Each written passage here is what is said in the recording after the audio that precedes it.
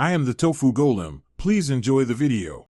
You start by confirming which JDK you need and where it lives on disk, because Android Studio will point to that folder.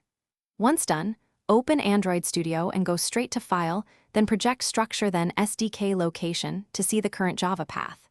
Make sure to backup Gradle, Properties, and your project settings now so you can revert if something breaks. This avoids surprises and preserves a working baseline while you swap Java runtimes. Now change the JDK reference. In SDK Location, either toggle Use Embedded JDK off and paste the JDK home path, or switch to Embedded if it matches your target.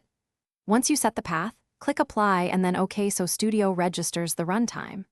Next, sync Gradle immediately. This triggers toolchain validation and highlights any Kotlin or JVM target mismatches.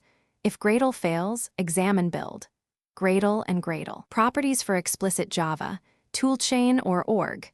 Gradle, Java, home entries and update them to the same JDK. Finish by rebuilding the project and launching the emulator or unit tests to confirm everything compiles and runs under the new JDK. Make sure Gradle and IDE JVM settings match. If you see bytecode or Java version errors, update Gradle, Properties, or your build toolchain block to align targets.